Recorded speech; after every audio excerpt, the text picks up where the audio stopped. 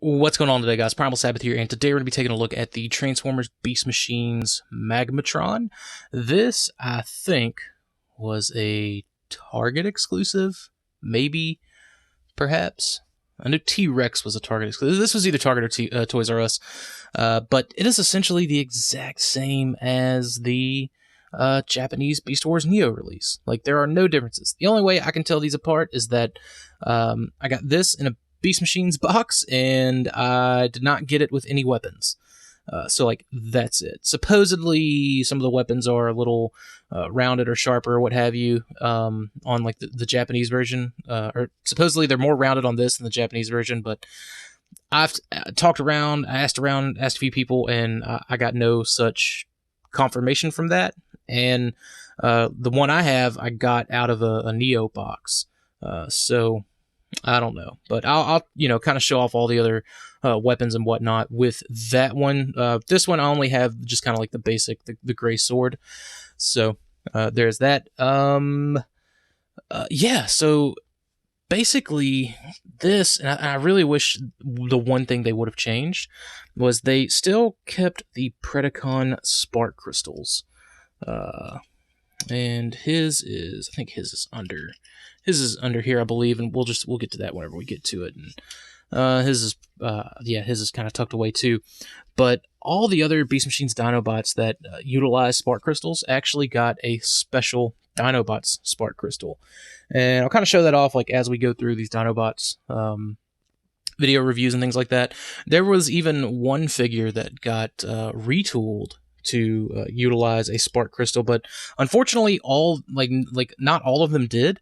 So let's see, I think it was just the Tyrannodon was the only one that received that kind of treatment. I don't think the Hardhead repaint got any of that, so that's kind of unfortunate, but I do wish that they would have been a little more consistent with that, but they weren't. So anyways, Magmatron, he separates up into these three different beasts. It's unknown as to whether or not this is the same Magmatron that appears in Beast Wars Neo. We just haven't gotten that kind of extended fiction, really, about it yet. But we do know that thanks to Takara Tomi's Blue Big Convoy manga, that Beast Machines, and therefore the 3H Wrecker stories, all took place after Beast Wars... No, before Beast Wars 2nd, Beast Wars Neo, so it could have just been that he was just a Predacon dude and, blah, blah, blah, whatever. I believe that all the Beast Machines Dinobots were actually, like, from the same kind of cyber DNA as Beast Wars Dinobot. Don't quote me on that. I'll definitely do a little more research on that. Maybe not in the next video, but the next video. Yeah, you know what I mean? So I'll try to kind of give a better backstory once we get a few characters in. So, yeah. Anyways, enough babbling on. It's 3 minutes. Let's go ahead. I'm not going to do it on camera, but I will show the kind of Chimera mode that this guy has, and then we'll go ahead and get him in a robot mode. We'll talk about all that, and yeah, we'll be back.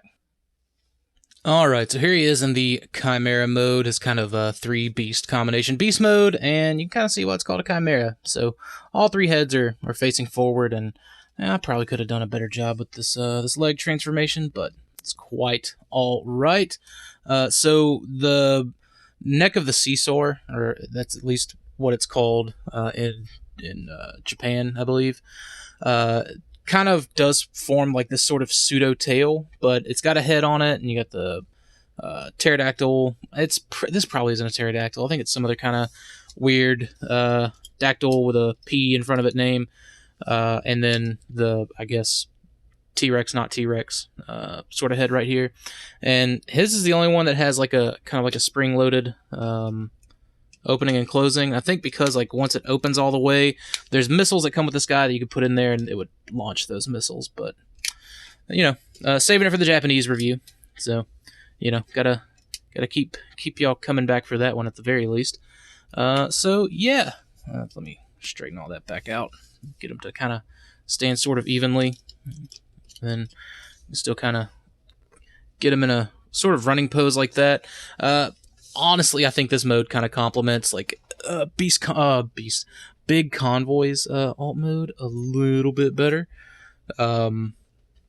But, you know, what can you do? And I don't even think he actually combined like this in the 3H stuff. I think he just utilized like the 3 alt modes, and like that was it. And that's probably for the best.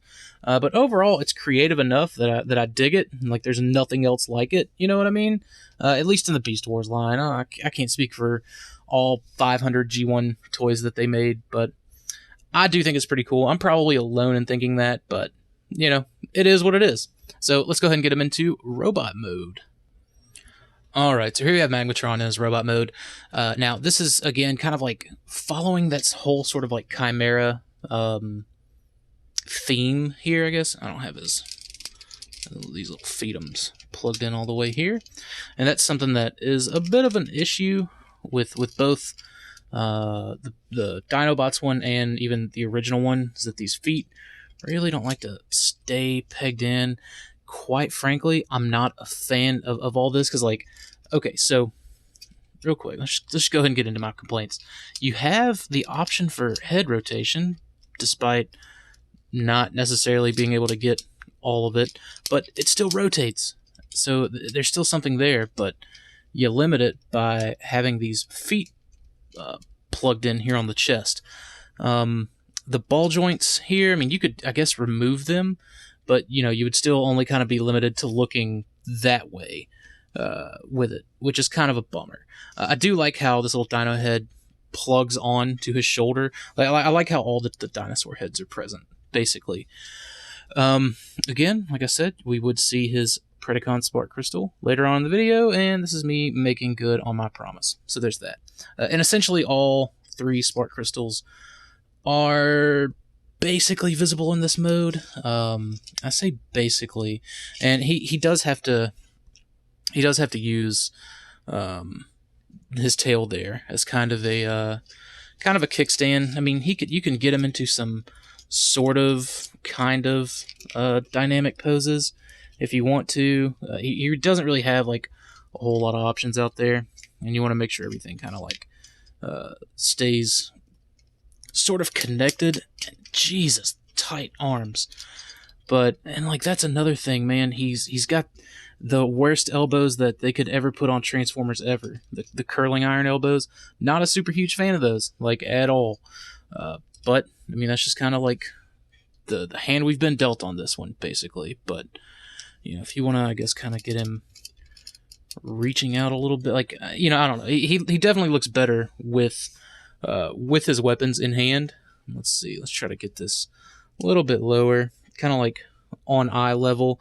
And like, speaking of eye level, like, he's kind of always looking down because of the way that this head plugs in. I mean, it's kind of sort of forward, I guess, depending on, like, you just can't get a whole lot of noggin movement, which really sucks, because like, this is the coolest, I think, of the Predacon like leaders designs, like 100% without a doubt. In my opinion, I liked Big Convoy as like the Maximal, and I really liked Magmatron as the Predacon. And if you want to, you can peg this shield. I say peg; it's definitely more of a clip. You can clip the shield in on his arm, and he can kind of utilize that. You may want to get the arm sort of prepared, I guess, first, and then let's see, maybe we can do it like this. Yeah, I think that's fine. So if you want him, I think for this, yeah, it's supposed to kind of slot in like so and plug in here ever so loosely, I think. Yeah, it doesn't do a good job pegging in, which is another bummer I have, at least for this version. Like, I don't recall, well, okay, now it's staying. I guess you just kind of got to get it at the right angle, but I definitely don't recall having those issues on the Japanese one. But I mean, it could be mold degradation. It could not be, but it also totally could be. So there is that. Now, to kind of tell them apart, other than, you know, one's got the red missiles and the gray missiles attached in their appropriate parts, I actually kind of like keep this dude a little bit at rest. You know what I mean? and I keep the weapons in the Japanese, the Beast Wars Neo Magmatron's hands. But for this dude, I just kind of keep him like relaxed, because I always saw him definitely as more of the like the leader of the Dinobots from like this era. I feel, in my opinion at least. I'm gonna try to do this on camera. Don't know how it's gonna work out. Probably not very well, but I'm gonna try to slide this back up into here. And you know what? I'm just gonna do it off camera, not waste anyone's time. Alright, for the sake of showing this kind of easy, you kind of gotta get this out of the way. And I just sort of like rest this thing in here. It's not the best. There isn't really proper weapon storage for the sword or the shield, really, but and I just kind of like shove the sword in here, sort of wiggle it around till we find a sweet spot where I don't think it'll move, and I don't think it'll move there. So yeah, you've got a very half-assed weapon storage, and it really works because the tail that you can't quite see back there is doing the balancing for him. So I mean, is it the most dynamic and displayable robot? Definitely not. If that's what you're going for, this ain't for you. If you want a cheap Japanese Beast Wars Neo Magmatron, this is it. I mean, like, this is pretty much the one for you. Like, it's still, like, I think upwards of, like, between $75 and $100 complete. You can find them incomplete for so-so price, I guess. But, yeah, I don't know, man.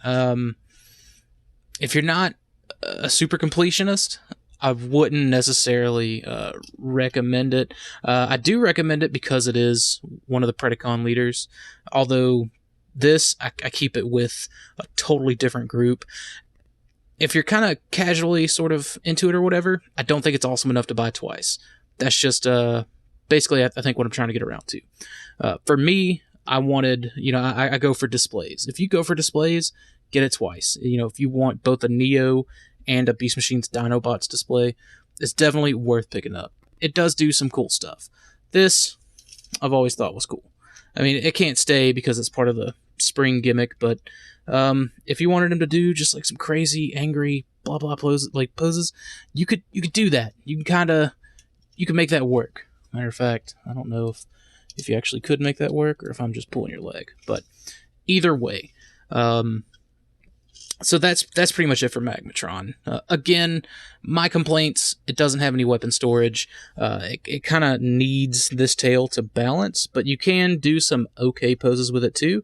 But other than that, he's just like in typical Beast Wars fashion, just a very colorful figure. It's just, like that was the one thing I really did like about Beast Wars. And I know I'm like still kind of on Beast Machines, but I think it really also plays into the colorful nature of the Beast Machines Dinobots. So anyways, that being said, if you guys have any questions or comments, please leave them in the comment box. I'll do what I can to answer them. If you like this kind of stuff, like and subscribe, and don't forget to check out Stasis Lock every Wednesday on this channel at 7 p.m. Eastern Standard Time. Thanks for watching, and I'll see you guys later.